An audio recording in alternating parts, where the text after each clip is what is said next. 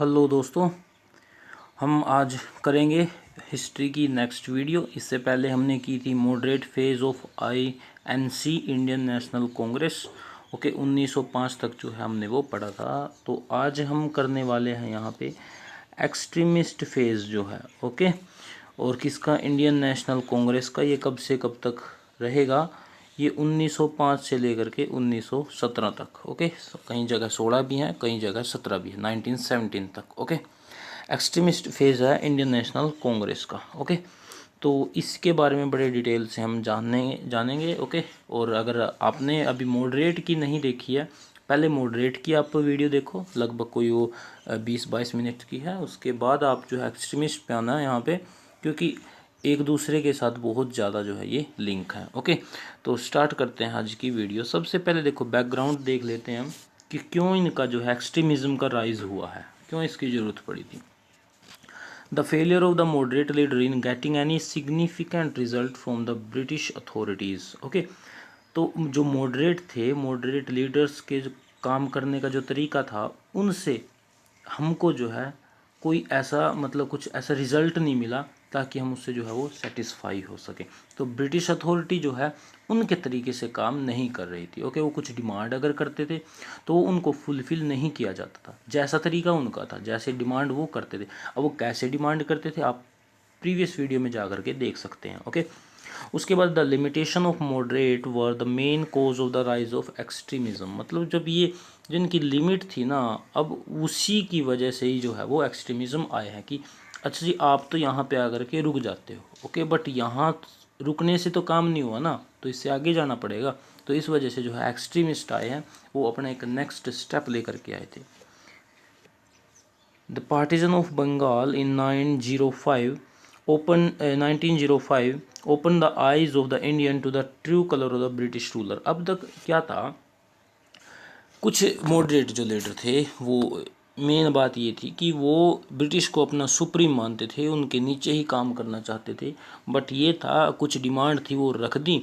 Okay जी, आप इसको जो है वो मानो हमारी मांग को। ओके, हमको ये दो, बट वो नहीं देते थे ऐसा कुछ भी। ठीक है, अब क्या करते हैं 1905 में, अभी देखो इन्होंने देखा कि ना अब लोग जो है वो इकट्ठा होने स्टार्ट हो चुके हैं। तो अब उन्होंने क्या किया, 1905 में बंगाल का जो है पार्टीशन किया।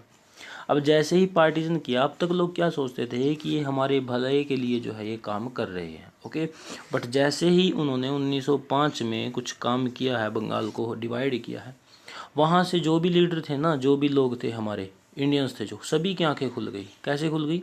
उनको पता चल चुका था कि ये जो इनकी पॉलिसी है डिवाइड एंड रूल की है। ओके, ये हमारे ऊपर रूल कर रहे हैं मतलब, और हमारा शोषण कर रहे हैं। Okay, Lord Curzon and his disdain for anything Indian also created resentment and anger against the foreigner. उसके बाद अब लॉर्ड कर्जन थे, ओके, 1905 में, ओके, जो वायसरॉय थे। अब इंडियंस जो है वो जान चुके थे और अब इनके अंदर जो है गुस्सा आ चुका था। ओके, तो अब क्या क्या होगा आगे वीडियो में हम देखेंगे।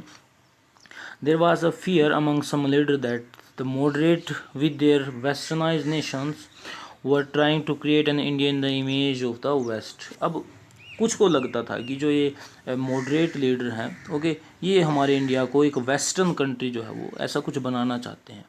There was a revival of national pride at that time. तो अब जो है यहाँ पे एक देशभक्ति की भावना भी जो है लोगों में जाग रही थी। Okay, the extremist leader were also influenced by the growth of spiritual nationalism eight that time.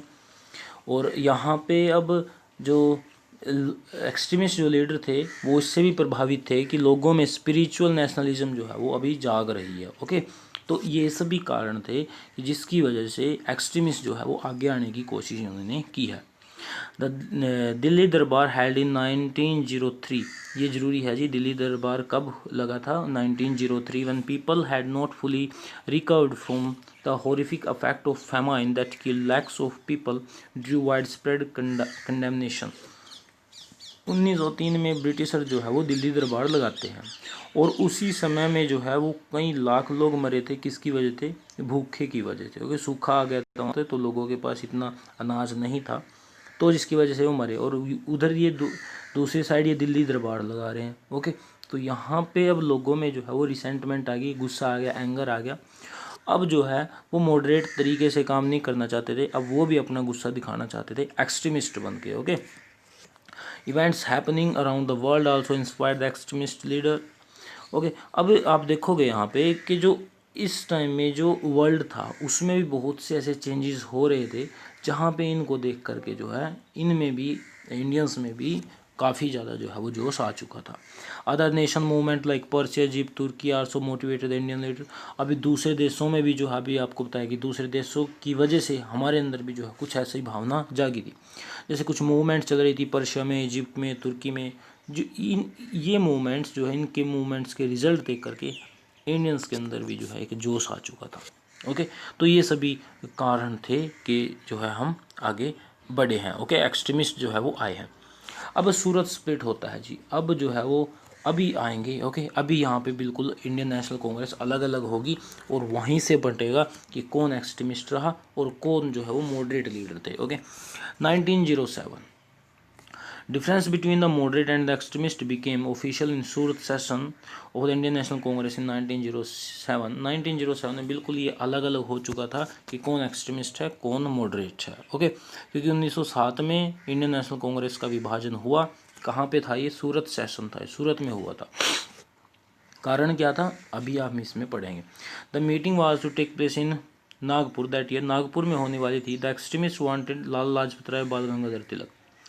अभी नागपुर में होने वाली थी, बट एक्सट्रीमिस्ट चाहते थे कि जो अब की बार ये मीटिंग हो, इसके जो प्रेसिडेंट है वो या तो लाला लाजपत राय बने या फिर बाल गंगाधर तिलक बने। ओके, बट मॉडरेट वांट रास बिहारी घोष।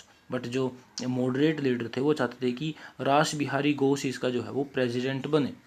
बट वहाँ पे एक रूल था that the session president could not be from the home province, कि जो सेशन का जो प्रेसिडेंट रहेगा वो जहाँ पे वो हो रहा है वहाँ से वो लीडर नहीं हो सकता। ओके, वो कहीं और का होगा। तो Tilak's home province was Bombay, presidency in Surat was also situated. Okay, और इसमें अब क्या था, तिलक की जो प्रेसिडेंसी थी वो क्या थी? बॉम्बे प्रेसिडेंसी थी, और जिसके अंदर ही कौन क्या आता था? सूरत आता था। अब हटाने का तरीका क्या था? हटाने का तरीका ये था कि अगर जिस जगह पे सेशन होगा वहाँ का प्रेसिडेंट नहीं बन सकता, वहाँ का लीडर। ओके, और तिलक कहाँ का था? बॉम्बे प्रेसिडेंसी का। इन्होंने क्या किया? सूरत में जो है सेशन रख दिया।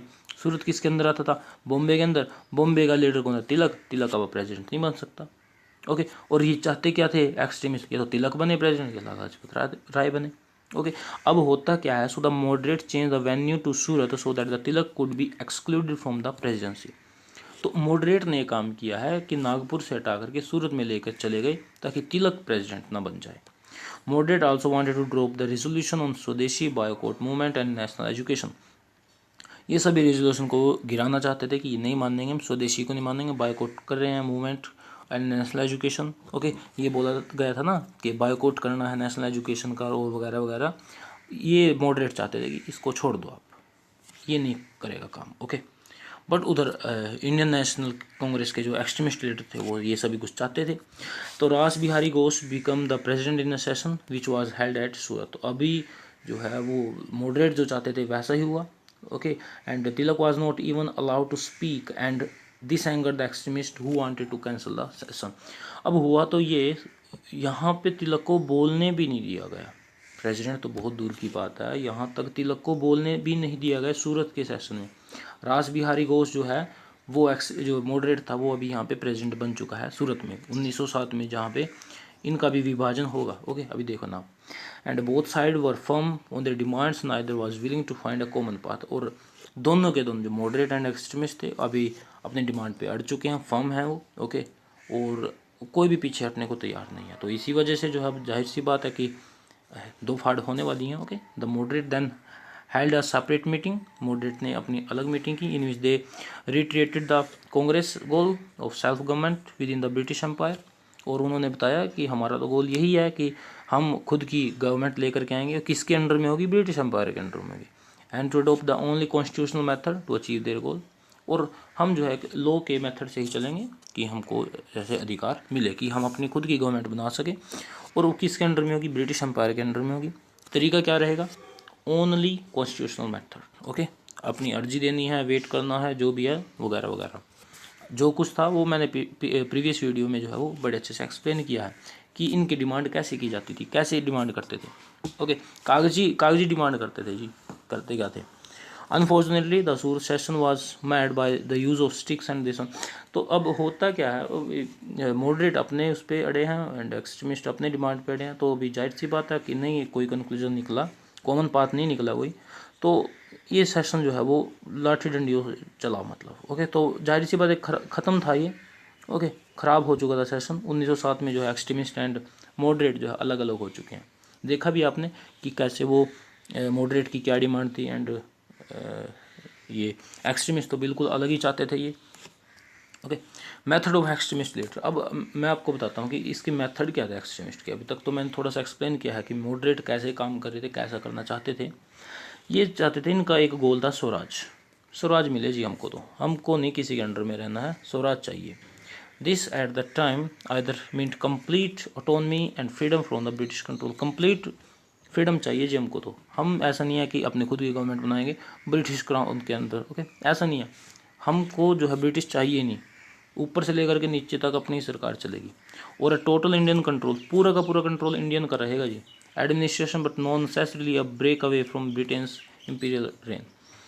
This is in contrast to the moderate demand of only an increase in the share of Indians in administration and military upper। अब देखो ये क्या था कि मॉडरेट चाहते थे कि हमको एडमिनिस्ट्रेशन में जो है संख्या बढ़ाई जाए इंडियंस की। ओके, आप रहो जी, कोई दिक्कत नहीं है, ब्रिटिश एम्पायर के अंडर हम काम करेंगे, बट ये है कि मिलिट्री में और एडमिनिस्ट्रेशन में इंडियंस की जो है नंबर बढ़ाया जाए, बस ये चाहते थे मॉडरेट तो। और एक्सट्रीमिस्ट क्या चाहते थे? अपना तो पूरा राज रहेगा जी, रिमूव करो ब्रिटिश को, ये चाहते थे extremist. Okay, extremist leader involve wider section of people in the movement, they involve lower middle class people also. अब जो मॉडरेट थे वो थोड़ा सा ना ऊपर तबके के लोगों को लेकर के चलते थे, मिडिल को थोड़ा सा वो प्रेफरेंस नहीं देते थे, और जो नीचे जो सेक्शन था, लोअर सेक्शन था, उसको तो बिल्कुल भी नहीं। बट जो एक्सट्रीमिस्ट लीडर थे वो सभी को लेकर के चल रहे थे। तो जाहिर सी बात है होल्ड किसका अच्छा रहेगा? एक्सट्रीमिस्ट का होने वाला है। Okay, they did not stick to constitutional method and to protest and demand, they resorted to boycott and strikes etc। They also burn foreign made goods. अब होता क्या है, ये ऐसे नहीं है कि हम सिर्फ कॉन्स्टिट्यूशनल मेथड से ही चलेंगे जो अपना प्रोटेस्ट करें, नहीं। अब ये इन्होंने जो है बायकॉट करना स्टार्ट किया है, इन्होंने स्ट्राइक्स करने स्टार्ट की हैं, इन्होंने जो फॉरेन मेड गुड्स थी, जो चीज़ें थी, उनको जलाना स्टार्ट कर दिया। मतलब बड़े खुले तरीके से आ रहे थे उनके खिलाफ ये। बट ये मॉडरेट क्या कर रहे थे? ऐसे जी फाइल कर रहे थे, बस कागज़ देकर गए और चलो जी ये देखो हमारा, मानो इसको। They believed in confrontation rather than persuasion. Okay, ये सामना करना चाहते थे, ऐसा नहीं है कि भीख नहीं मांगना चाहते थे। द स्वदेशी movement gathered momentum in India because of the extremist support. और स्वदेशी मूवमेंट जो है जाहिर सी बात है वो मोमेंटम पकड़ेगी, क्यों? एक्सट्रीमिस्ट सपोर्ट के कारण। उनको ये सपोर्ट अच्छी थी, नीचे के तबके के लोग भी जो इनके साथ थे। This led to establishment of Indian banks, mills, factories etc। अब जाहिर सी बात है जब खुद की चलेगी तो खुद के ही कुछ ना कुछ आएंगे ना आगे। अब हम फ़ॉरेन चीज़ों का जो है वो अगर बायकॉट करना स्टार्ट करेंगे तो जाहिर सी बात है ना कि इंडियंस की ही कुछ चीज़ें आएंगी। जैसे कि अभी टिकटॉक बैन हुआ है, तो टिकटॉक बैन होने के कारण ही बहुत से इंडियन ऐप ऐसे आ चुके हैं जो अभी उभरना स्टार्ट हुए हैं। ओके, तो अब ऐसे ही इंडियन बैंक जो है वो आगे एस्टेब्लिश हुए, मिल्स हुई, फैक्ट्री लगाई गई, जो किसके द्वारा लगाई? इंडियंस के द्वारा। They were strongly against British imperialistic policies in India. और जो इनकी पॉलिसी हुआ करती थी एक्सट्रीमिस्ट के बिल्कुल खिलाफ थे। They took pride in Indian culture and history. उन्होंने अपने इंडियन कल्चर हिस्ट्री पे जो है प्राइड था। They looked at the ancient scriptures for inspiration and courage. अपने जो पुराने हमारे जो है वो इंस्क्रिप्शन थे उनकी तरफ जो है वो देखते थे, उनको पढ़ते थे और उनको ही अपना इंस्पिरेशन एंड करेज मानते थे। They believe in sacrificing everything including life for the cause of the motherland. They opposed westernization of Indian society by the British। ये हमारे अपनी मदरलैंड के लिए, ओके, अपने भारत भूमि के लिए कुछ भी दे सकते थे, जान भी दे सकते थे जी। ओके, और उन्होंने जो इंडिया में वेस्टर्नाइजेशन हो रहा था उसका अपोज किया है। ओके, चाहते थे कि हमारा कल्चर, हमारी हिस्ट्री बरकरार रहे। ओके, तो ये था जी एक्सट्रीमिस्ट का काम करने का तरीका। Tilak famously said swaraj is my, okay, and swaraj is my birth right and I shall have it. बड़ा फेमस स्लोगन है जी तिलक जी का। और स्वराज मेरा जन्मसिद्ध अधिकार है, मैं इसे लेकर ही रहूँगा। Okay, they were very vocal in their opposition to the British rule unlike the moderate who had faith in British justice. ये बड़े आसानी से जो है ब्रिटिशर्स के खिलाफ बोलते थे, बट मॉडरेट बता ही दिया आपको। They try to instil self respect and patriotism in the people by invoking past hero like Ashoka, Shivaji, Maharana Pratap, Rani Laxmibai. इन सभी के जो है वो रानी लक्ष्मीबाई, महाराणा प्रताप, अशोका, शिवाजी, इन सभी के जो है वो मतलब किस्से सुना करके लोगों में एक जो है वो देशभक्ति की भावना जो को जागिर जो है इन्होंने किया है, उसको बाहर लेकर के आए हैं। कौन लेकर के आए हैं? Extremist. They did not believe in loyalty to the British crown. उनको पता था कि ब्रिटिश क्राउन जो है वो लॉयल नहीं है, बट मॉडरेट मान रहे थे कि नहीं जी ये तो हमारे लिए बड़ा अच्छा कर रहे हैं, बट ये नहीं मान रहे थे ऐसा। इनकी डिमांड करने का तरीका ही अपना कुछ अलग था। अब क्या लीडर कौन कौन थे ये अभी देख ही लो। तिलक की तो कई बार बात आ चुकी है, बाल एंड लाला लाजपत राय का भी एक बार नाम आया था, जब इनको जो है वो डिमांड की गई थी कि इनको ही हमको प्रेसिडेंट बनाना है। एंड बिपिन चंद्र पाल थे। ओके, ये जो है लाल बाल पाल से फेमस है। ओके, लाला लाजपत राय और Bipin Chandra Pal and Bal Gangadhar Tilak. Okay, extremist leader cause in Punjab, Bombay and Bengal respectively. तो ये कहाँ कहाँ से थे? लाला लाजपत राय पंजाब से एंड बाल गंगाधर तिलक बॉम्बे से, आपको बताया भी था प्रेसिडेंसी थी। एंड बिपिन चंद्र पाल कहाँ से थे जी? बंगाल से थे। अदर लीडर और भी बहुत से थे, अरबिंदो घोष, ओके, राजनारायण बोस, ए के दत्त, वीओसी पिल्लाई, बहुत से थे ऐसे। ओके, बहुत से लीडर थे एक्सट्रीमिस्ट। जो इम्पोर्टेंट थे वो भी है, कुछ इम्पोर्टेंट आपके सामने लेकर के, और भी इम्पोर्टेंट है। ओके, ऐसा नहीं है कि सिर्फ यही थे, दूसरे भी इम्पोर्टेंट थे। Government reaction to extremist. अब ब्रिटिशर्स का क्या रिएक्शन रहेगा एक्सट्रीमिस्ट के खिलाफ? Attack the extremist leaders vigorously. इनको पता था कि जी अगर ऐसा चलता रहा तो बड़ा खतरनाक होगा अपने लिए। क्यों? दूसरे तो बड़े शांति तरीके से कर रहे थे, बट ये तो बड़े विग्रस तरीके से बढ़ रहे थे आगे एक्सट्रीमिस्ट, और इनको फिर विग्रसली ही कंट्रोल किया गया। अटैक किए गए, इनको मारा गया। ओके, फांसी दी गई। Laws were passed to check the activities and influence. Law pass किए गए। The following law between 1907 to 1911। इसके बीच में बहुत से लॉ आए। ओके, इनको एक्टिविटी को कंट्रोल करने के लिए। सेडिशियस मीटिंग एक्ट आया था 1907 में। इंडियन न्यूज़पेपर एक्ट आया था 1908 में। क्रिमिनल लॉ अमेंडमेंट एक्ट आया था 1908 में। इंडियन प्रेस एक्ट आया था 1910 में, 1910 में। ये सभी क्या थे कि जी मीडिया अब ऐसा आ चुका था कि मीडिया जो ये प्रेस एक्ट आया था 1910 में, मीडिया की आज़ादी छीन ली थी कि मीडिया जो है वो गवर्नमेंट के खिलाफ नहीं कुछ बोल सकती। अगर बोलेगी, कुछ लिखेगी तो बंद करो उसको। ओके, जेल में डालो सभी को जो भी है वहाँ पे।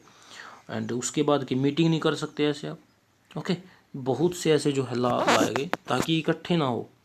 ओके, और अगर इकट्ठे होते हैं तो जेल में डाल दो, जिनको सजा दो इनको। इस तरीके के जो है वो लॉ आए। And impact of extremist period. अब इम्पैक्ट क्या पड़ा इस टाइम का? इम्पैक्ट क्या पड़ा ब्रिटिशर्स के ऊपर, इंडियंस के ऊपर? Bal Gangadhar Tilak organized Ganpati and Shivaji festival. इन्होंने ऑर्गेनाइज किया Ganpati and Shivaji festival. Spread the message of boycotting westernization India. अब यही है कि जब से हम अपने फेस्टिवल बनाना स्टार्ट करेंगे तो तभी तो जो वेस्टर्नाइजेशन हो रहा था उसको कम करेंगे ना, बायकॉट करेंगे उसको। This was a major special reform and had a large impact on the society. बहुत बड़ा इम्पैक्ट पड़ा जब से ये स्टार्ट हुआ अपना फेस्टिवल मनाना, बहुत बड़ा इम्पैक्ट बना। Slogan Swaraj is my birth right, I shall have it.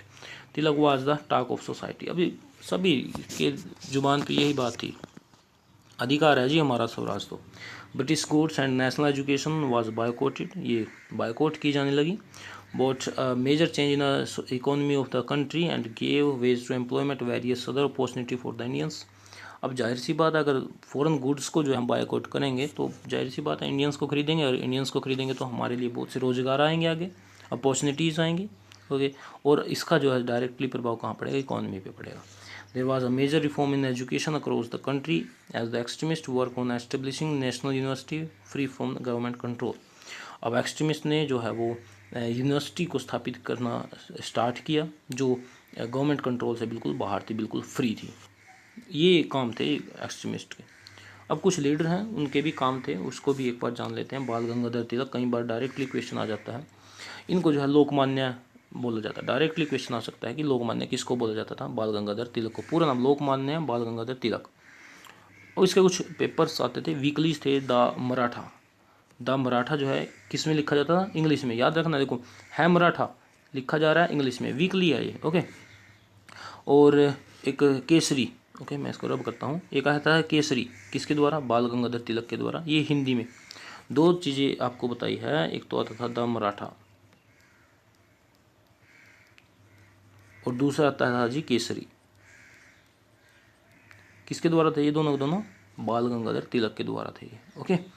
And इससे ही ये वेपन थे इनके, okay, attack the rule of British rule के ऊपर अटैक करने का, ताकि लोगों के पास ज़्यादा से ज़्यादा मैसेज जा सके। 1916 he set up home rule league at Poona and gave slogan swaraj is my birth right, I shall have it. Home rule league स्थापित होती है जी बाल गंगाधर तिलक के द्वारा। एक और व्यक्ति थे, कौन थे, आप कमेंट बॉक्स में जो है वो जरूर लिखना कि होम रूल लीग जब स्थापित हुई तो उसके बाल गंगाधर तिलक के साथ और कौन था। 1916 में 1916 में जो है ये स्थापित होती है, बनाई जाती है।